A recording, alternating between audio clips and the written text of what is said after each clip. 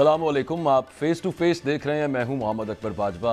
आज another day, just another day in Pakistan. और क्या एक्सप्लोसिव इंटरव्यू और वो प्रेस कॉन्फ्रेंस कमिश्नर रावलपिंडी की आपने देखी। वो एतराफ़ आपने सुने हैं कि मैंने किस तरह से मेरे ज़मीर पे वज़न था, भार था। और 13 सीटें, अगर नेशनल असम्बली की 13 सीटों की बात हो रही है और इनकी कोई तहकीकात होगी तो फिर जाहिर सी बात है, अगर ये 13 सीटें 70 हज़ार की लीड से जीते हुए आज़ाद अरकान को हरवाया गया, तो इनके नीचे जो इससे कम अज़ कम डबल द नंबर्स में जो सूबाई असम्बली की सीट्स होंगी, जाहिर है कि वो भी कॉम्प्रोमाइज़ होंगी। सिर्फ नेशनल असम्बली की सीट्स पर तो धांधली नहीं हुई होगी।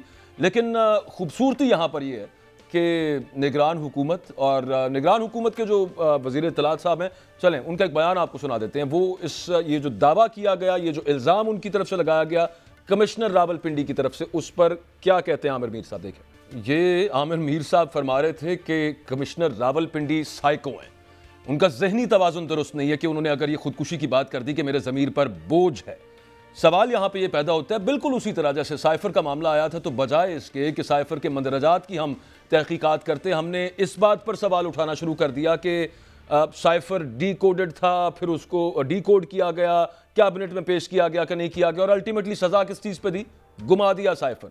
उसके जो मंदरजात थे उनके ऊपर बात नहीं हुई। Exactly is the case now कि धांधली का यहाँ पे बहुत बड़ा इल्ज़ाम है। और उसके बाद बजाय इसके कि दावों की तहकीकात की जाए, ना सिर्फ निगरान हुकूमत के वज़रा बल्कि PMLN भी और मुतअद्दिद उनके लीडर्स ये क्लेम कर रहे हैं कि जनाब उनका दिमागी तवाज़ुन ख़राब है। चीफ जस्टिस ऑफ पाकिस्तान ने भी इस हवाले से एक इंटरव्यू दिया, उस पर भी प्रोग्राम में बात करेंगे कि वो कह रहे हैं कि साथ सबूत देने होते हैं तो हुजूर वाला इज़्ज़त माब चीफ जस्टिस साहब से कौम गुजारिश कर सकती है कि आपके पास इतनी बड़ी अदालत है, आप बुलाकर वहाँ पर सबूत मांग सकते हैं। ये कौन था इसके पीछे? एनीवेज, आगाज़ करते हैं गुफ्तगू का। हमारे साथ तलीम झगड़ा साहब मौजूद हैं, पाकिस्तान तहरीक इंसाफ के रहनुमा। Thank you very much sir, आपने वक्त दिया है। सबसे पहले तो ये कि एक विंडिकेट हो गई है पोजीशन, सुरखरू हुई है पाकिस्तान तहरीक इंसाफ की ये पोजीशन सो फार, जो आज कमिश्नर रावलपिंडी ने एतराफ़ किया, बल्कि एतराफ़ जुर्म किया।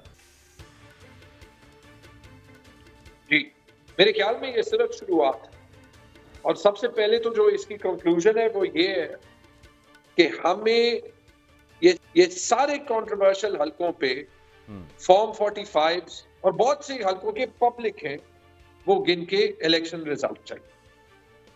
इस इलेक्शन को रेस्क्यू करने का कोई और तरीका नहीं है।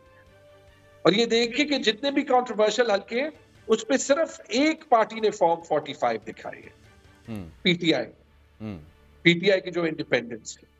कोई और क्यों नहीं दिखा सकता? इसलिए नहीं दिखा सकता कि अगर कोई फॉल्स फॉर्म 45 बना भी ले तो ये जो सारे प्रिजाइडिंग ऑफिसर्स पोलिंग स्टेशन में बैठे हैं ना जी, तो उसमें ये नहीं हो सकता कि वो सारे ऑन ओथ झूठ कहेंगे, नहीं कहेंगे। बहुत कम लोगों को ये खरीद सकेंगे। अगर उन्होंने गलत काम करना होता तो वो उसी दिन पोलिंग स्टेशन के रिजल्ट्स के बाद वो कर लेते। मेरे साथ खुद ये हुआ है, मेरे हैं 25,000 वोट, जिसको जितवाया गया है उसके हैं 1,000 वोट। सबको मिला भी ले, जो मेरे खिलाफ खड़े थे कोई 30 कैंडिडेट्स, उनके थे 12,500-13,000। ये मैंने जिंदगी में नहीं देखा। मैं 1993 से इलेक्शन देख रहा हूं, तो मुझे कोई हैरत नहीं है कि जो कमिश्नर पिंडी ने कहा।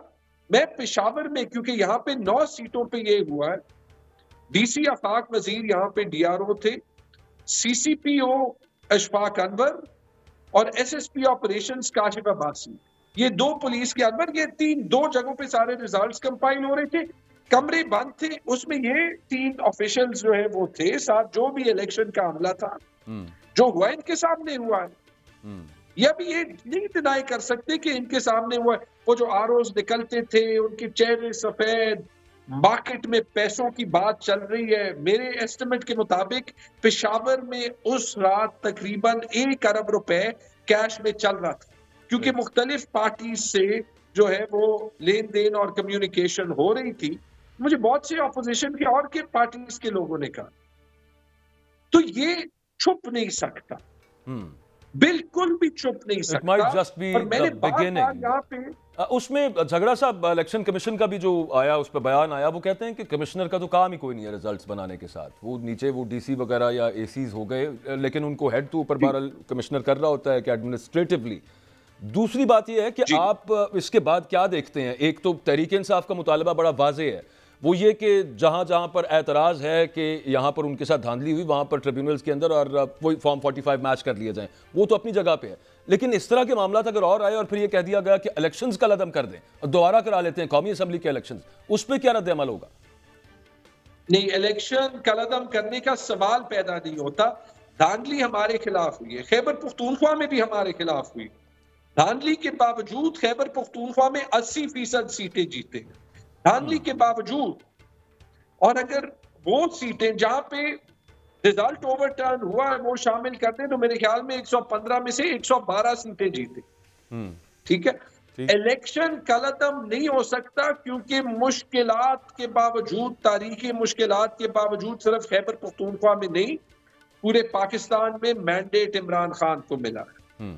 लेकिन अगर हमारे इंस्टीट्यूशंस ने, सारे इंस्टीट्यूशंस ने, फिर सब इन्वॉल्व होते हैं इलेक्शन में, अगर अभी उन्होंने अपनी क्रेडिबिलिटी रखनी है पाकिस्तान के अवाम के साथ, तैमूर झगड़ा को छोड़े, पीटीआई को छोड़े, इमरान खान को छोड़े, ऑनेस्टली एज अ सिटीजन मैं ये कह रहा हूं, अगर उन्होंने ये रखनी है तो इस इलेक्शन के कम से कम पोलिंग डे को जो रिजल्ट आए हैं वो फॉर्म 45 के मुताबिक सामने करना। वरना हमारे लोग क्या सोचेंगे, मेरे बच्चे क्या सोचेंगे। मैं उन्हें दुबई से वापस यहाँ पे लाया था कि बेटा अपने मुल्क पे फख्र करना है, यहाँ पे रहना है, तो वो कहेंगे कि यहाँ जो बुनियादी एक हक है, जो सबसे बुनियादी हक है वोट का, वो तो वोट डालने के बाद 5 बजे शुरू होता है कि कौन बोली लगाता है और कौन कितने पैसे देता है और किसका रिजल्ट जो है वो कहां से कहां चला जाता है। तो सिर्फ ये होना चाहिए कि जहां पे इल्जामात हैं और जहां पे प्रूफ मौजूद है। एक सेंटेंस कमिश्नर पिंडी पहले बंदे होंगे, मैं उम्मीद भी करता हूं और मुझे यकीन भी है वो आखिरी बंदा नहीं होगा जो इतराफ करेगा, क्योंकि ये फ्रॉड है और फ्रॉड करना एक बहुत संगीन जुर्म है अवाम के मैंडेट के साथ। और इसीलिए मैं इन सबको ये कहता हूं, खुदा के लिए मजीद जो है वो कवर अप्स ना करें, क्योंकि जितने झूठ बोलते जाएंगे उतना ये इशू ज्यादा संगीन होता जाएगा और हमें बाकी आगे बढ़ना चाहिए। पीटीआई अपनी पूरी कोशिश कर रही है कि हम अपनी गलतियों से भी सीख लें और कि मुल्क को भी आगे जाने का रास्ता। वेरी इंपॉर्टेंटली लास्टली ये फरमा दीजिएगा कि बहुत कुछ ऐसा हुआ है, हमने देखा है with in the last 2-3 months चीज़ें कुछ बन रही थी, उसके बाद वो उस तरह से जो प्लान्स नज़र आए वो पूरे नहीं हो सके। अब फाइनली एक आके मामला, अब लोग इसको बड़ा सीरियसली सोचना शुरू हो गए। ऐसे लगता है जैसे बानी पीटीआई जो है वो he might be out of jail soon. आपका इस बारे में क्या, what do you think about it? View लगना शुरू हो गया तो देखिए, इलेक्शन से 3 दिन पहले एक दिन 7 साल की सजा, दूसरे दिन 10 साल की सजा, तीसरे दिन 14 साल की सजा। सबको पता है कि क्यों हुआ था ना, कि लोगों को ये मैसेज जाए कि इमरान खान अनएक्सेप्टेबल है। देखिए, हमें एज ए पॉलिटिशियन अगर बंदा एक चीज सीखता है कि जब अवाम की पल्स एक तरफ बन जाती है तो फिर उसको दुनिया की कोई ताकत नहीं रोक सकती। Imran Khan was right about that. और सबसे जरूरी चीज पाकिस्तान है। मैं पीटीआई से इस्तीफा दे दूंगा अगर मेरे पॉलिटिक्स से जाने से पाकिस्तान को फायदा होता है, लेकिन we shouldn't mess with the people of Pakistan. No one should. तो जब इतनी मुश्किल के बावजूद भी हमने देख लिया अवाम का फैसला, तो अब ये जो कवर अप्स हो रहे हैं ना, अब मैं एक बात बता दूं, यकीन करें जब हम पेशावर में ऑफिशियल से मिलते हैं ना, उनके चेहरे सफेद होते हैं। It's like they have seen a ghost. जिसने गलत काम किया उसे पता है वो अपने मुंह पे छुपा नहीं सकता। लेकिन हमने इंतकाम किसी से नहीं लेना। वो बिल्कुल जिस तरह वो कह रहे थे, कमिश्नर पिंडी का भी कहना है ना कि वो रो रो के जो DROs थे, ROs थे, वो रिजल्ट चेंज कर रहे थे। मतलब वो जाहिर है कि सिंबॉलिकली कह रहे होंगे, लेकिन नॉनदलेस जो दावे हैं उनकी तहकीकात होना बहुत ज़रूरी है, बजाय इसके कि आप उस बंदे को जिसने ये दावा किया कि मेरे सरपरस्ती के अंदर ये सब कुछ हो रहा था and he feels guilty about it, आप उसे साइकोपैथ करार दे दें। Thank you very much Taimur Saleem Jhagra साहब, आपने वक्त दिया। हमारे साथ सलमान आबिद साहब मौजूद हैं, सीनियर तज्जियाकार। कुछ उनसे बात करेंगे, पूछेंगे कि ये बिल्कुल एग्जैक्टली इसी तरह से मामला जो कमिश्नर रावलपिंडी कह रहे हैं और वो अपने ही ज़मीर की आवाज़ पे बोले हैं, या is there something more than meets the eye? होगा ये मामला, क्या हो सकता है इस सब मामला? और हमारे साथ सेनेटर कामरान मुर्तज़ा साहब भी मौजूद होंगे, JUIF से हमारे साथ रहिए।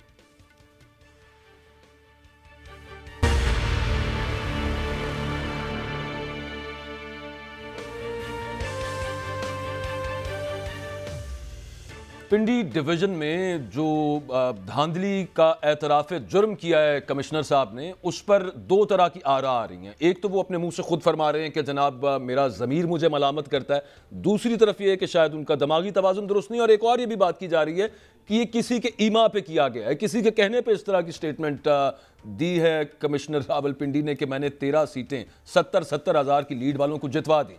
कामरान मुर्तज़ा साहब हमारे साथ हैं, सलमान आबिद साहब हमारे साथ हैं। थैंक यू वेरी मच आप दोनों का आपने वक्त दिया। कामरान मुर्तज़ा साहब, आपकी जमात इस पर क्या मौक़िफ़ रखती है? क्योंकि आपकी जमात को भी ये गिला है कि धांधली हुई है इलेक्शंस के अंदर, और ये जो कमिश्नर रावलपिंडी कह रहे हैं वो तो ब्लेटेंटली इस चीज़ का एतराफ़ कर रहे हैं। आप भी क्या ये समझते हैं कि इनका दिमागी तवाज़ुन दुरुस्त पहले वो चेक कराया जाना चाहिए, या यू अग्री कि ये सही कह रहे होंगे?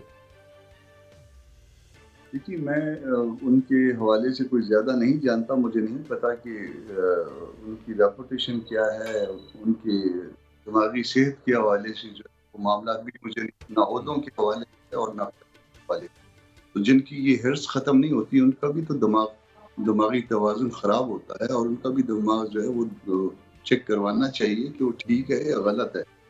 लीग वाले कहते हैं ना कि ये बीमार हैं ये हज़रात,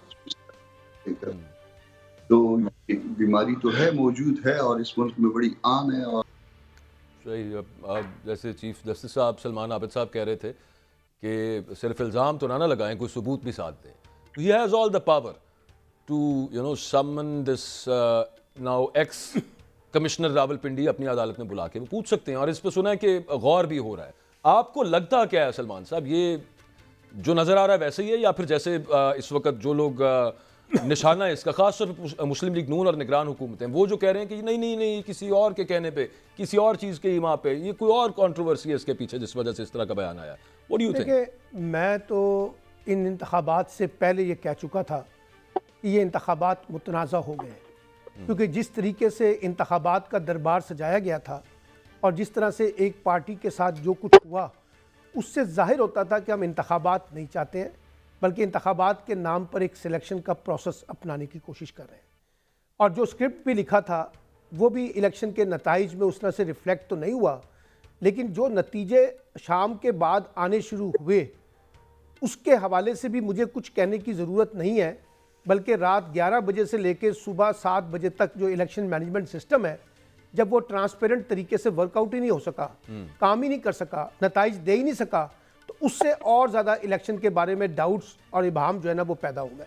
और ये सारा इलेक्शन कमीशन का जो ताख़ीर था नताइज के हवाले से, उसने बिला वजह का जो है ना इबाहम पैदा कर दिया। एक बात। दूसरी बात यह है कि देखिए, कुछ एक मीडिया रिपोर्ट्स भी थी हमारी, आप भी टीवी चैनल पे थे, मैं भी टीवी चैनल पे था, सारी रात हम बैठे रहे।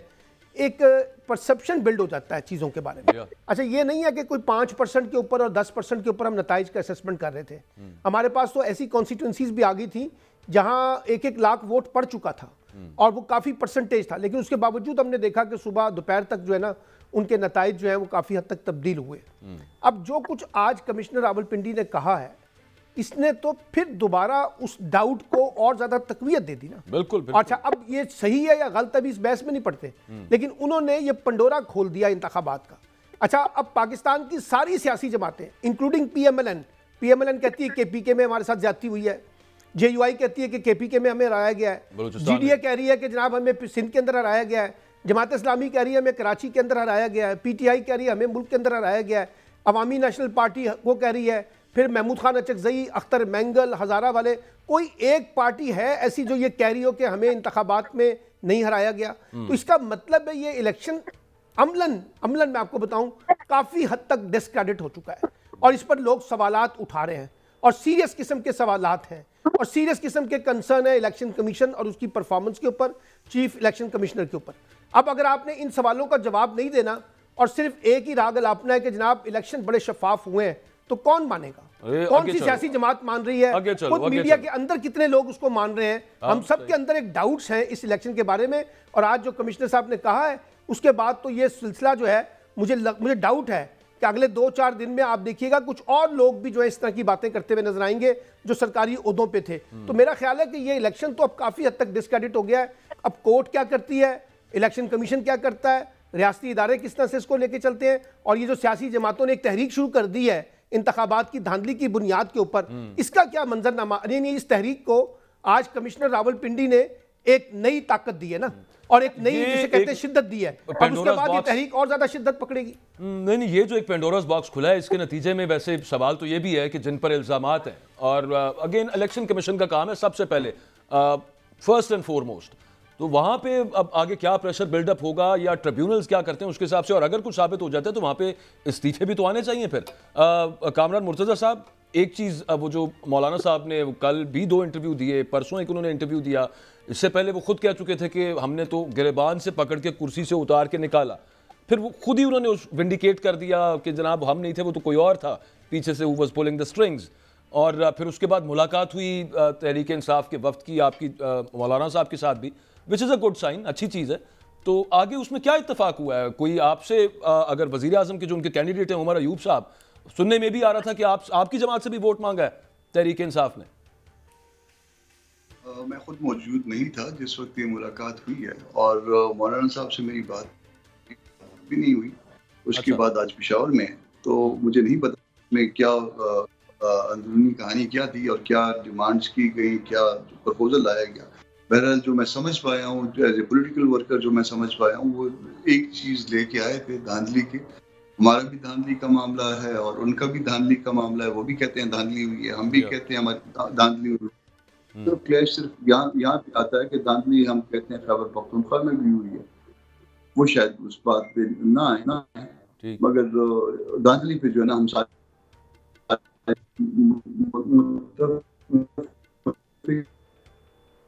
मैं सही तरह से सुन नहीं पा रहा, कोई कनेक्शन प्रॉब्लम है शायद। आज फिर सलमान आबिद साहब, इलेक्शन कमीशन से क्या आपको तवक्को है, सुप्रीम कोर्ट से आपको क्या तवक्को है? काजी फाइज ईसा साहब ने बजाय कि वो फॉर्मली समन कर लेते उनको, उन्होंने यूँ मुनासिब समझा कि एक जर्नलिस्ट को उन्होंने इंटरव्यू दे दिया और उसमें उन्होंने कहा कि भाई सबूत भी तो साथ लाएं। तो ये तो उनके इख्तियार में है, यहाँ पे सो मोटो लिया जा सकता है। देखिए बात यह है, पता नहीं, मुझे नहीं मालूम किस किस्म के सबूत दरकार हैं। बहुत सी चीज़ें, देखिए बड़ा सिंपल सा फार्मूला है ना, आप प्रिजाइडिंग ऑफिसर को बुलाएं, फॉर्म 45 जो प्रिजाइडिंग ऑफिसर के पास है सिर्फ उसको काउंट कर लें, उसी से मसला हल हो जाएगा। छोड़ दें पीपल्स पार्टी के पास कौन सा है, पीएमएलएन के पास कौन सा है, पीटीआई के पास कौन सा है, जेयूआई के पास कौन सा है, किसी और के पास कौन सा है। जो प्रिजाइडिंग ऑफिसर के पास फॉर्म 45 है ना, उसको कलेक्ट कर लें और उसकी बुनियाद पे देखें कि क्या फॉर्म 47 जो है वो उसके मुताबिक तैयार हुआ है या नहीं हुआ है। उसमें सिग्नेचर भी होते हैं, उसमें सिग्नेचर भी होते हैं, सारे पोलिंग एजेंट्स होते हैं, सारे के सारे। बड़ा आसान सा काम है। अच्छा, वो कामरान साहब दोबारा आगे मैं जरा उनका ओपिनियन उस पर लेना चाह रहा था। सर, एक मामला जो आगे बन रहा है, पाकिस्तान तहरीक इंसाफ, जो आपको तो चले आपके इल्म में नहीं है कि वो आपसे वोट उन्होंने मांगा कि नहीं, but anyways they are fielding a candidate for prime minister slot. उसके अलावा ओवरऑल कोई भी जमात हुकूमत बनाने को तैयार नहीं, कोई हुकूमत लेना नहीं चाहता। जैसे पीपल्स पार्टी वो कहते हैं हम वोट दे देंगे लेकिन हम वजारतें नहीं लेना चाहते। अब एक नई खबर ये भी आ रही कि पीएमएलएन खुद नहीं लेना चाहती वफाक के अंदर हुकूमत, पाकिस्तान तहरीक इंसाफ नहीं लेना चाहती। तो मुल्क आपके ख्याल में आगे what is the way forward, किस तरह से बढ़ना है फिर आगे मुल्क में? नए इलेक्शंस करवाएं? जाहिर है नए इलेक्शन में जाना पड़ेगा, मगर ये एक चीज और जो है ना जो समझ आती है कि ये कहानी जो है ना ये उलझी नहीं है, उलझाई गई है। और एक चीज ये कि पहले 6.5 महीने के बाद बड़ी मुश्किल से इलेक्शन करवाए और बड़े 6.5 महीने के बाद इलेक्शन हुए तो वो भी डिस्प्यूट पैदा कर दिया गया, या डिस्प्यूट पैदा, और जब डिस्प्यूट पैदा हो गया तो उसके नतीजे में अगर ये इलेक्शन स्क्रैप करते हैं तो फिर इसकी कंटिन्यूटी जो है ना वो निगरान फिर चलते रहे। और ये एक एंगल ये भी है मामले का, और गुस्से में हो रहा है तो ये मुल्क जो है ना इसका वजन बर्दाश्त कर पाए। कहानी उलझी नहीं है, उलझाई गई है। बहुत शुक्रिया, thank you very much. Kamran Murtaza के साथ मौजूद थे और जैसे हमने पहले देखा और जिसकी तरफ वो एग्जैक्टली इशारा कर रहे थे, I will just extrapolate on that, और वो ये मामला था पंजाब और केपी की निगरान हुकूमतें हमने गैर आइनी गैर कानूनी तौर पे जो 3 माह के अंदर इलेक्शन होने थे उससे कितना आगे। सलमान साहब कुछ साल डेढ़ तो चल गई ना हुकूमतें, अच्छा खासा चल गई। हमने देखा हमारी तारीख की पहली निगरान हुकूमत है जितना लंबा भी चली है और जिसके पॉलिटिकल मोटिव भी बड़े वाज़ेह तौर पे नजर आए, बड़े वाज़ेह तौर पे नजर आ रहे थे। फिर उसके बाद हमने विफाकी हुकूमत को भी उसी तरह से देखा। तो खुदा ना करे कि मामला दोबारा उसी डगर पे चला जाए जो कामरान मुर्तज़ा साहब बात कर रहे थे। ब्रेक लेते हैं, ब्रेक से वापस आएंगे। बैरिस्टर अकील मलिक साहब हमारे साथ होंगे, पाकिस्तान मुस्लिम लीग नवाज के एक वो कैंडिडेट जो पिंडी डिवीजन में जीते भी हैं, उनसे कुछ सवाल पूछेंगे। से विदास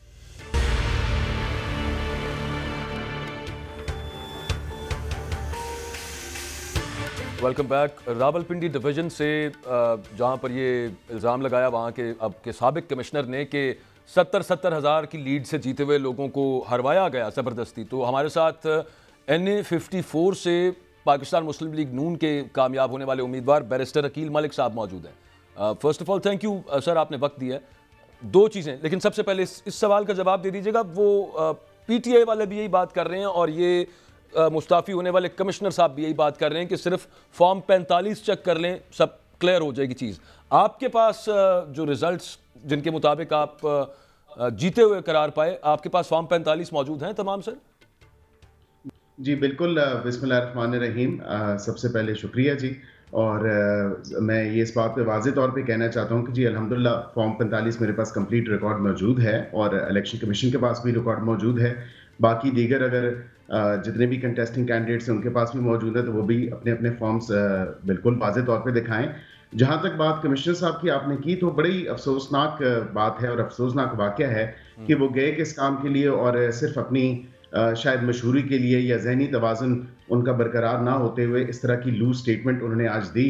जहाँ तक आपने बात की, मैं एक आज़ाद उम्मीदवार था और यहाँ पे पार्टी की सीट एडजस्टमेंट हुई थी IPP के साथ, एंड डिस्पाइट दैट अल्हम्दुलिल्लाह I was returned as the winner. और मेरी तकरीबन ये 70,000 जो बात कर रहे हैं, 70,000 की एलिगेशंस जो लग रही हैं, मेरी 12,000 समथिंग इसकी लीड थी and I was leading by over 12,000।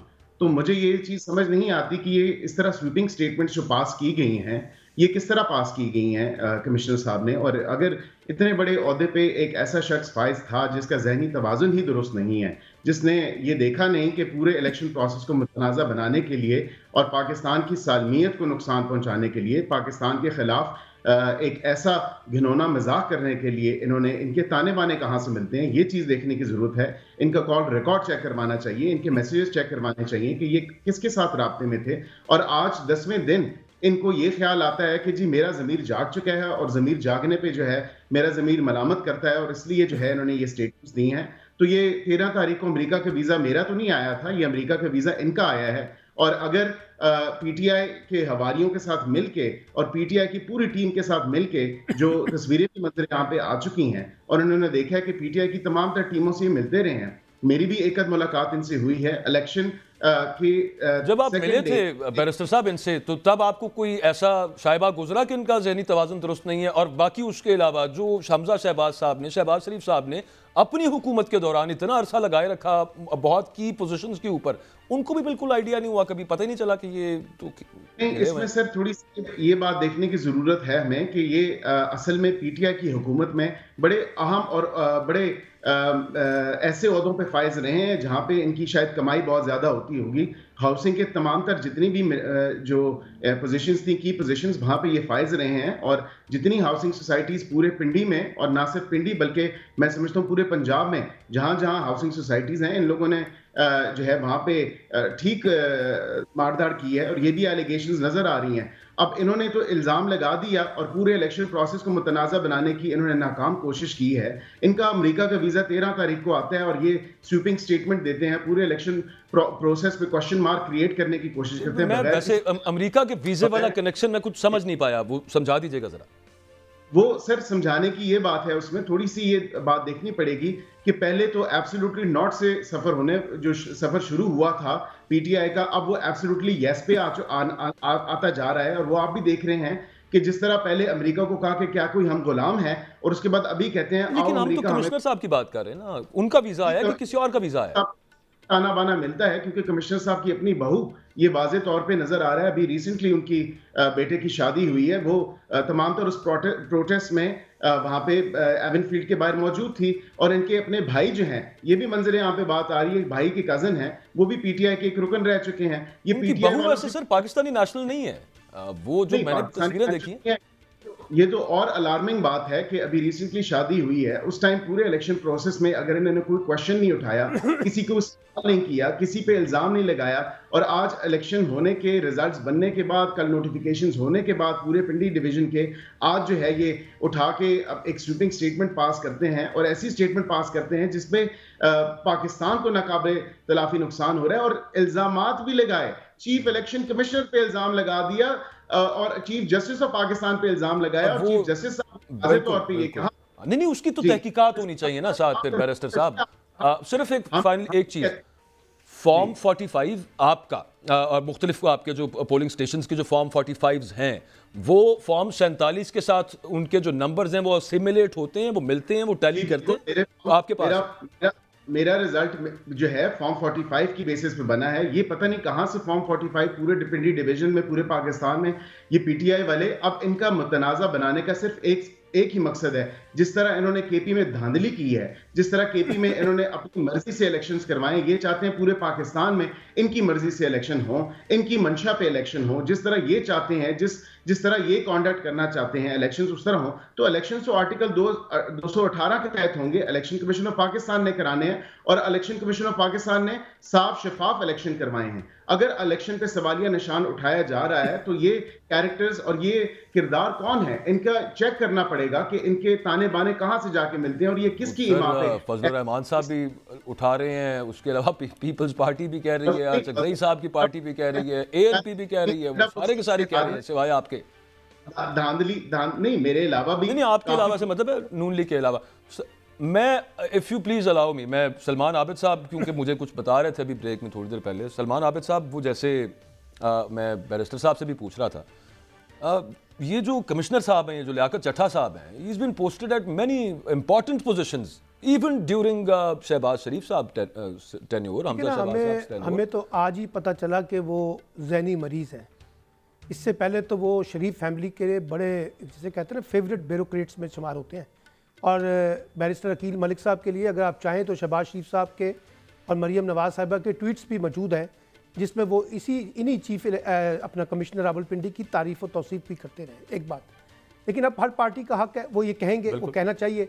लेकिन अभी बैरिस्टर साहब ने कहा है कि इलेक्शन कमीशन ने शफाफ इलेक्शन करवाए हैं। तो सवाल ये है कि उसी इलेक्शन कमीशन ने केपीके के अंदर क्यों नहीं शफाफ इलेक्शन करवाए, जहाँ आपकी रिजर्वेशन है और जहाँ JUI की रिजर्वेशन है।